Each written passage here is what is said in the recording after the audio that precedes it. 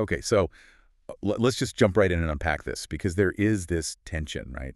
A really old, really deep tension in theology. Yeah, and honestly, I mean, it's a tension in just being a human being. Right, because on one hand, you have what we call gross matter, stuff Yeah. we're all dealing with right now. It's messy, it's heavy, it breaks down, you get sick. Yeah, you wake up with a backache. Exactly. Your car won't start, or the internet goes down. Well, it's gross. It feels thick. It's the resistance of the world. And then, on the other hand, you have this concept of refined matter, the heavens, the celestial spheres. The perfection. Right, perfection. Yeah. Light, the place where things just work the way they're supposed to. It's the gap between the mud and the stars. And I think for a lot of people, and honestly, historically in a lot of religious thought, that gap feels like a mistake. Oh, absolutely. Like something went horribly wrong, and we're all just stuck in the bad parts, sort of serving a prison sentence in the mud until we can finally escape to the good part. The assumption is usually that the physical body, the physical earth, are just obstacles to spirituality. But today, for this deep dive, we are looking at a stack of sources that completely flips that idea on its head. Totally. We're looking at the work of Elder Neal A. Maxwell, and we're not just talking about him as a religious leader here, but as a thinker, like a cosmologist, really. And the man could write. I mean, our source material puts it perfectly. His prose was as rhythmic as it was rigorous. He had this way of using alliteration and metaphor that made really heavy topics feel, I don't know, almost musical. He really did. But more than the style, it's the substance we're looking at today. Maxwell proposed a really radical integration of those two worlds, the gross and the refined. He didn't see the universe as just a cold, empty backdrop for us to live out our little human dramas. No, not at all. He saw the universe itself as sophisticated, sentient, and most importantly, pedagogical. Pedagogical. That's the fancy word for teaching, right? Precisely. He viewed the cosmos, the very structure of reality, as a tool for teaching, a giant immersive classroom. So the mission for this deep dive is to explore this idea of Earth as a cosmic classroom. We're going to look at how the deep secrets of the universe, the stuff physicists and theologians are all chasing, are actually just laws of love. Yeah. And we're going to see why you and I are currently stuck in the gross section of the library. And just to set the stage for you listening, we are pulling this from a collection of excerpts titled The Cosmic Classroom, Maxwell's Theology of Refined Matter, which pulls together thoughts from his books like Not My Will, Thine Be Done, which was published in 1989, Corianton from 82, and the Neal A. Maxwell Quote Book from 92. It's a synthesis of his entire worldview on matter and spirit. Exactly. So let's jump right into the structure of this classroom, because I think the first thing we have to do is get over this idea that physical matter is inherently bad or evil. Right. That's a very Western, almost Greek idea. You see it heavily in Platonism, this idea that the spirit is the real you and the body is just this heavy meat suit you're dragging around until you die. Like the body's a cage. Right. But Maxwell, drawing heavily on the Doctrine and Covenants, just dismantles that. He leans into the doctrine that all spirit is matter. It isn't a completely different substance, it's just a different density. It's more fine or pure. So it's not a difference in category, it's a difference in frequency. Like the difference between steam and ice. That's a great analogy. It's all water, just different states. And that distinction is crucial for his cosmic classroom analogy. Maxwell argues that the grossness or the density of our world, the fact that things are hard and heavy here, isn't an accident. It's not a result of the fall that God is frantically trying to fix. No, it's a deliberate design choice. It's finiteness. Finiteness. I love the visual he uses here. The thick glass has really helped me visualize it. It's a powerful image. Imagine you're in a third-grade classroom. You're there to learn math or grammar or how to share your toys. But imagine if the walls of that classroom were made of perfectly clear glass. And right outside, you could see the principal's office. Yeah. You could see the grading books on the desk with all the answers to every single test. And past that, you could see the infinite playground where school is out forever and everyone is just having a blast. Exactly. If you could see all that, I mean, would you study? No way. I wouldn't even look at the textbook. I'd be nose pressed against the glass just staring at the playground. Nobody would study. You'd be totally distracted. You'd be looking at the complete history of the cosmos instead of focusing on the grammar of your own life. You wouldn't be present in the moment where the learning actually has to happen. That is such a cool way to put it. So the veil, the thing that hides the heavens from us, isn't a punishment. It's not God giving us the silent treatment. It's literally like frosted glass on a classroom window so we can focus on the work right in front of us. It's a grace. That's the key takeaway here. Maxwell calls our existence a scientific or fragmented stage.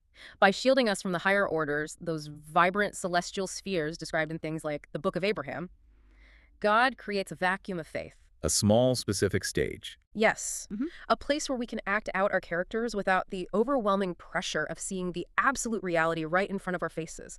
I mean, think about it. If you saw God standing in the corner of your room, physically, undeniably. Oh, I would be on my best behavior. Instant saint. Right, but would it be you, or would it just be compliance? I see. It would be fear-based compliance, not actual character development. Exactly. The vacuum allows you to reveal who you actually are. It allows you to be you, for better or worse, so that you can actually work on your character. Which brings us to the pacing of all this. Yeah. Because even I understand the logic of the classroom, the emotional reality is, well, I'm impatient.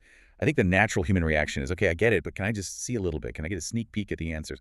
Why does this have to take so long? And that's where we get one of Maxwell's most famous quips. It's short, it's punchy, and it's just perfect. He said, God does not microwave fruit. I love that line. It's so practical. It is, but think about the implications of it. We live in a microwave culture. We want the download, the hack, the shortcut. But Maxwell asks, why doesn't he? Why hide the higher orders? Why the delay? Maxwell argues it's entirely for our protection. Protection. Usually, I feel like ignorance is dangerous. In this case, exposure is dangerous.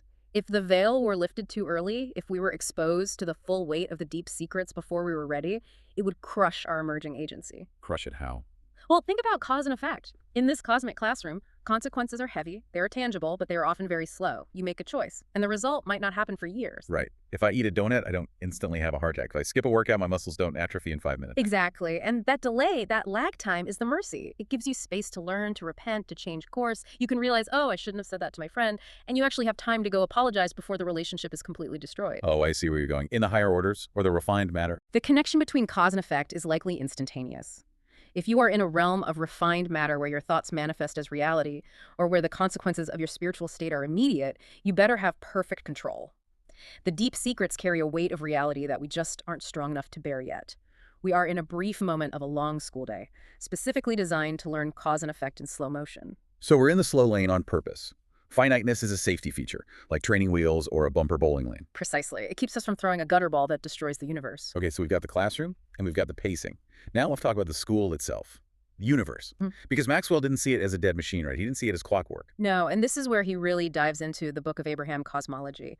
For Maxwell, the universe isn't a mechanical clockwork that God just wound up and stepped away from. It's an interconnected web of spirit matter. It's alive. The sources mention sentinels and infinite intelligence. It sounds almost sci-fi, like the universe is actively watching us. It does sound a bit sci-fi, but it's deeply theological for him. He suggests that the higher orders are organized by an intelligence that tracks everything, not just the sparrow falling, but every subatomic particle. But here's the distinction, and it's really important. This isn't Gnosticism. Okay, let's define that for everyone. Gnosticism is that old idea that salvation comes through secret knowledge, right? Like knowing the secret passwords to get past the bouncers into heaven. Exactly. The Gnostics believed God was hoarding gnosis or secret codes for the elite to escape the physical world. Maxwell says, no, God's omniscience isn't about hoarding data. It isn't that he has a bigger library than us. It's about attunement. And here comes the radio analogy. I think this helps explain it perfectly because attunement can sound a little vague. It really does help. Think of the difference between a radio that is slightly off station, you get static noise interference. Contrast that with one that is perfectly dialed in. Crystal clear sound, zero static. Maxwell posits that God knows all things, not because he has a giant database of facts, but because he is perfectly attuned to all matter. His consciousness is fused with the matter of the universe. He feels it. So he resonates with the universe. Exactly. And here's the kicker, the deep secrets we're all looking for, the grand theory of everything. They aren't math equations, they are laws of love. Whoa, that is a massive pivot from physics to emotion. It is the Maxwellian pivot. If God is perfectly attuned to the universe, it's because he loves it perfectly. You cannot be fully attuned to something you treat as an object. You can only be attuned to something you are in a relationship with. So this changes the whole idea of what it means to become like God or theosis. Yep. It's not just a change in status. It's not just getting a promotion to manager of the universe and getting the keys to the executive washroom. No, it's a literal change in your makeup. It's refining your own internal matter, changing your frequency from gross to refined. You are tuning yourself to the frequency of the higher orders. That is a wild thought. That becoming Christ-like is basically physics. It's changing your personal resonance so you stop producing static. It connects everything. Ethics, physics, theology, it's all one thing in Maxwell's view. You can't separate the science of the universe from the ethics of the universe because the universe runs on love. Okay, speaking of connecting things, let's talk about the Sea of Glass. Because this is one of those obscure things in the Bible that people usually just gloss over. It's in Revelation chapter 4, verse 6, and it's in the Doctrine and Covenants. Right. The earth in its sanctified, immoral state is described as a sea of glass. And usually, I've heard this described as a Urim and Thummim, like a giant cosmic computer or a crystal ball. Traditionally, yes. It's viewed as a tool for surveillance, a way to see things happening anywhere in the universe. Look, there's a supernova in Andromeda. Or look, there's my neighbor mowing his lawn. A cosmic security camera. Exactly. But Maxwell shifts the focus entirely. He reframes it through sociality. This was the big aha moment for me in the reading. He says the transparency isn't for judgment. It's for empathy. It's beautiful, isn't it? In the higher orders, there is universal transparency. No secrets. No hidden motives. But why? Not to catch you breaking the rules, it's so that we can see as we are seen. The source material uses a movie metaphor here that I found really touching. It does. In our current fragmented world, this gross matter world, we judge each other constantly, but we're judging based on a snapshot, a single frame of a feature-length film. We see someone get angry in traffic, and we decide, oh, that's a bad person. But we don't see the complete history. We don't see that they just lost their job or they're sick or they're deeply afraid. We just see the reaction. Exactly. But the celestial Earth, the sea of glass, allows us to see the full context. The trials, the triumphs, the genetic predispositions, the secret battles they fought and won that nobody knew about. Maxwell argues that when you see the complete history of a soul, you cannot help but love them. So the sea of glass is an empathy machine. It's the ultimate technology of the heart. It dissolves the barriers of the ego. You can't maintain a barrier against someone when you fully understand them. That drastically changes how I think about heaven. It's not just gold streets and harps, it's radical vulnerability. Which, honestly, sound absolutely terrifying. It should sound terrifying. Imagine right now, if everyone in this room, or everyone listening right now, could see your every thought, every insecurity, every past mistake. I would want to crawl under a rock. I'd want to hide forever. And that vulnerability requires strength, which brings us right to capacity building. Right, because if transparency is the ultimate goal, why can't we just have it now? Why do we have to slog through the gross matter first? Because shortcuts are dangerous. Maxwell cautions that if a person with telestial appetites, someone who is still selfish, fragmented, untuned, someone who actively wants to hide if they were handed a white stone or tool of the higher orders, it wouldn't be a blessing. They wouldn't see the secrets. They'd be blinded. Or worse, they'd try to use it for power. They would use that transparency to manipulate, to shame, to control. Maxwell makes a crucial philosophical point here. Knowledge isn't just data. Knowledge is capacity. To know as God knows, you must feel as God feels. You can't just download the data into a hard drive that isn't built to hold it. You'd fry the motherboard. Exactly. And that's where the gym analogy comes in. This is why the gross matter is necessary. The resistance weights. Think about the density of this world. The fact that it's hard to get out of bed, it's hard to be patient, it's hard to forgive. That resistance, it feels like something is wrong, doesn't it? It feels like drag, like walking through mud. But Maxwell says that resistance is exactly like the weights in a gym. It's building our spiritual nervous system. Every time you choose kindness against the resistance of your own selfishness, you are building capacity. So the struggle isn't the obstacle. The struggle is the point. The struggle is the calibration. We are calibrating our ability to handle the higher orders. Maxwell argues that the goal is a perfected society. And a society where everyone has access to the deep secrets and universal transparency can only function if everyone has enough empathy to handle that power without manipulating it. That makes so much sense. If you gave everyone superpowers today, we'd destroy each other in an hour. We aren't ready for the white stone because we'd use it like a weapon. Precisely. The laws of love ensure that power is inextricably linked to empathy. You can't have one without the other in the higher orders. The universe locks the door until your character is ready to hold the key. So let's bring this all together. We've covered a lot of ground here today. We've gone from the classroom with the frosted glass to the radio tuning in to the gym with the heavy weights. It is a lot, but it fits together into a really cohesive worldview. This is the Maxwellian legacy. It's a unified theory of our existence. So let's recap for everyone listening. Point 1, matter is instructional. Right. The physical world, the gross matter, the sickness, the heaviness, is a tuned instrument designed for our moral growth. It's not a mistake. Point 2, transparency is empathy. The sea of glass isn't about surveillance. It's about the perfection of love and the absolute end of the ego. It's about finally being known and loved completely. And point 3, revelation is paced. Our ignorance right now is a protective grace. It allows us to build the capacity we need to survive the weight of glory later. We're basically learning the alphabet so we can eventually write poetry. It really shifts your perspective on the bad days, doesn't it? It really does. It invites you to look at the gross matter of your life. The bills, the flu, the traffic, the totally mundane tasks.